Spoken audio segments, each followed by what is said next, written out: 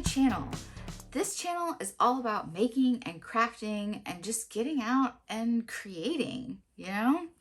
Lots of fun stuff to do, and I may be trying to do too much of it. Anyway, I'm Rin, and I'm glad you decided to sorry. I'm glad you decided to join me. I will get these words out one of these days. So today I'm going to be making a craft kit. A little aside about my last video where I made the little Jason figure, Friday the 13th and all that. And my video was actually 13 minutes and 13 seconds. I didn't plan that. It just is a happy accident.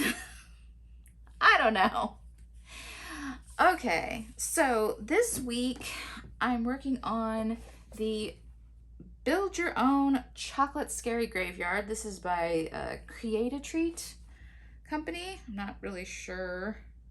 Product of Canada, apparently. I did a gingerbread house last Christmas, and I'll put a link down in the description if you're curious about how that went. And that one was by Hairbow, so this is a different company.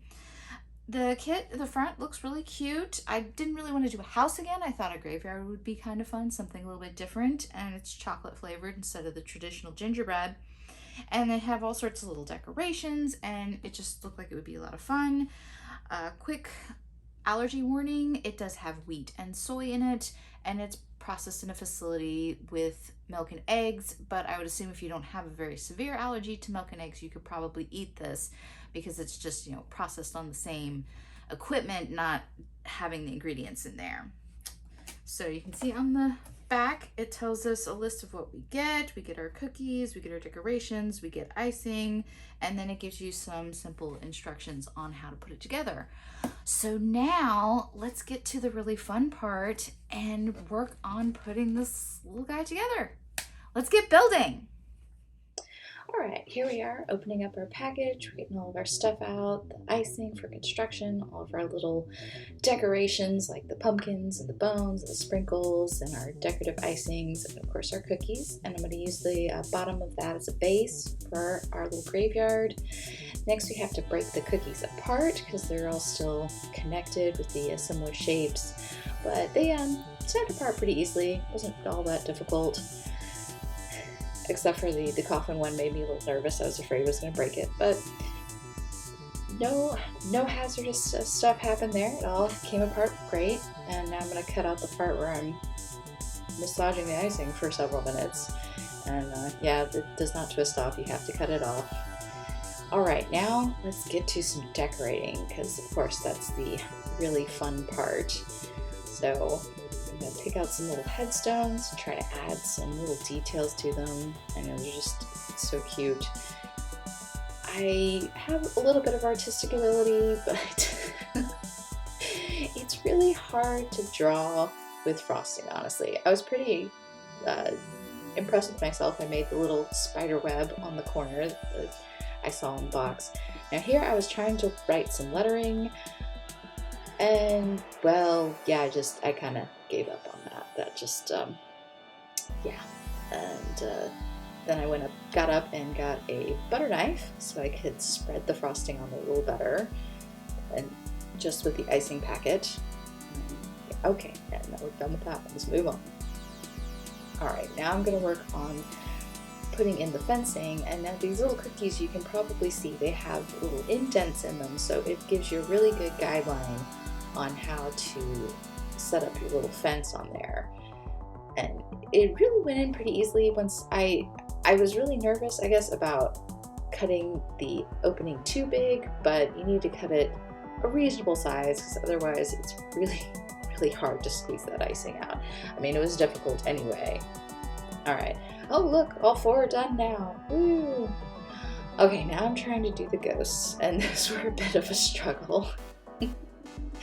And yeah, and then let me just, totally cover it up with my hands so you can't see anything I'm doing. Oh, okay, yeah, now you can see something. There was a big air bubble in the icing packet, which made it really difficult until I could kind of force out the frosting that was in the nozzle. to get the air bubble out, to try to get more of the rest of the frosting out. Oh, yeah, there I am covering it up again. Oh, but in a second, yep, then I realized, oh, I should probably be showing people what the heck I'm doing. And I'm just trying to smooth out the little frosting there and give him some little eyes, the purple. I will be getting a new setup. Oh, here comes the fun part. Me drawing a skeleton on the little coffin. Or, you know, a loose approximation of skeleton on the coffin. Oh, and the little skull and crossbones. Yeah, kind of blobby little guy there. Yeah, he do rest. I wasn't really sure what to put on most of these, so I just kind of drew stuff. I don't know. I have a lot of work to go on design.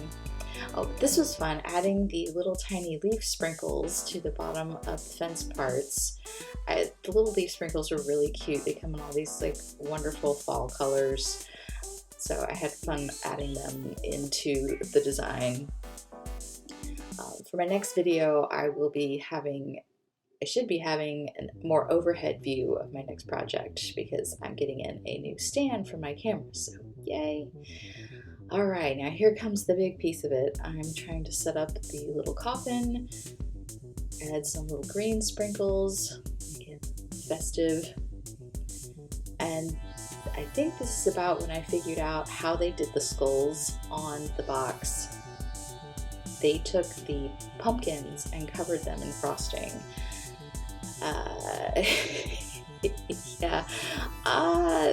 I mean, it looks kind of cute on the box, but when you're trying to do it and the frosting kind of globs everywhere and goes all over the place, it's hard to get it to look not like just a blob of head. I tried to give them little hands and stuff, which unfortunately from this angle you can't really see that. And then, oh look, I'm trying to make another skull. Yeah, well, we'll see how that goes. Well, I don't know, my skeleton's not too bad from a distance. Now we're really getting into the construction on our gingerbread there. I'm starting to add the tombstones in there, trying to get them to stay up. Oh yeah, I really thought that was gonna work. Little did I know how much fun I was. Oh yep, there's my first instance of propping a tombstone up with another tombstone. And then I was like, well, maybe I can have a tombstone lean back. No, you really can't have it lean back. It's gonna fall over. Oh, and this little guy, I wasn't sure what to put on it, so I just sort of put like a face with little X eyes and a frown. It was kind of appropriate for that one since he was trouble. I swear that tombstone it really wanted to test me. It just was like, I don't know, am I gonna stay up? Yeah. So here I am, just happily working on it, and you can see he's slowly, yep, oh, am I gonna notice? Am I noticing? Nope, I haven't noticed yet. Oh, yep, there I noticed. Yep. Yeah, let's put him back up. Okay. Oh, instance number 2 of using a headstone to hold up another headstone. Alright, now I'm trying to make another little skeleton skull guy here. Basically just by covering the poor pumpkin in all sorts of frosting.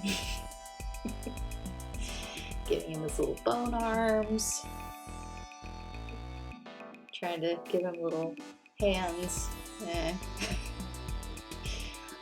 That piping bag is really not made for detail work. Oh, and I'm trying to put a little hand in front of the troublesome tombstone. Oh, yep, and then there's the other one. Oh, prop that one up with a ghost. Alright, now we're really cooking. Getting these tombstones in. Oh yeah, here we go. Get our pathway in here. Really just trying to decorate it up. Now, after I stopped filming, I did a little more decoration and I put I kind of dumped the green sprinkles in the middle and realized that was a bit much, so I ended up taking a lot of them out. Yeah. I think with this kit, it was sort of like, what is good enough? Because it just, yep, there goes that tombstone. The other troublemaker there. Okay, so this is about the end of when I stopped filming, and so now we're going to go into seeing the actual finished pumpkin, graveyard. Oh, look at it. Oh my goodness, my little skeleton guys. One guy looks like his face is melting. Oh no. And you can see the tombstone in the back just decided, nope, I'm gonna be leaning forward, and I sort of let him, and I just ate him later because, you know, you cause trouble, you get eaten, sorry. But all in all, not too bad, pretty cute. Okay, you can see there were some struggles with that kit for sure, but I did have a lot of fun making it. I would say the pros are the cookie actually tastes pretty good. It's a different flavor, of course, because it's chocolate and not gingerbread. I think I prefer the gingerbread a little more. It's like a stronger flavor, but it tastes pretty good. It was crunchy, and it stayed crunchy for the day after. But usually what I've noticed, at least with my last gingerbread kit, is that after a couple of days, it does get softer, so it's easier to break pieces off. But then a few days after that, it gets really hard. Like, it is inedible, it is a brick. So you have a short window. If you want to use it for an event, you actually want people to be able to eat it. Keep that in mind when you make something like this, that you need to make it just maybe a day or two ahead of time. Any more than that, and it will just be a display piece. But if that's what you want, then maybe make it way ahead of time so people can't break pieces off of it. I like the decorations. Those are pretty cute. The price is very reasonable. It was $11.99 at Publix. I think I've seen them for sale on Amazon, but I'm not sure how much. Okay, what I didn't like about the kit, the icing took way too long to harden. I think the day after it finally had hardened up, but trying to get, I mean, you saw the tombstones were going everywhere. It was very difficult to actually get things to stay in place, which is why I wouldn't recommend they have another kit with houses. And I think that would be really frustrating, because if you're trying to put the structure together and the icing won't harden in a reasonable amount of time, it's going to be kind of frustrating. You have to sit and wait, I don't know, 12 hours a day. That just kind of takes the fun out of making the thing. The icing was also kind of difficult to spread. It was liquid sometimes and would just kind of blob, and then other times you couldn't get it to do right. I don't know, it was a weird consistency, not the best. It was also kind of difficult to get detail, because I tried to not cut the decorative icings too much, but if you didn't cut them enough, they kind of just like curly cued out of there. So all in all, I think it is worth the money because it's not super expensive. It is a fun activity, and honestly, like, most of us aren't experts at icing things anyway, so even if we got a really fancy kit, it may just turn out kind of the same. And it's a Halloween decoration, so if it looks a little wonky, and it's supposed to be an old scary graveyard, so, you know, go with it. Go with it how you please. But that's the kit for today. I did have fun making it. I'm gonna have fun eating it too. I know some people don't eat the gingerbread houses, but I actually like nibbling on them. I probably won't get to all of it before it solidifies and becomes stale and inedible, but it will be a fun few days of cookies. All right. If you could do me a favor and hit the like button, that would be so great. I would love to hear your comments if you have made stuff like this before. And also, if you like the video, if you would like to see me do another kit, maybe at Christmas time again, I could try out a different company. That could be fun.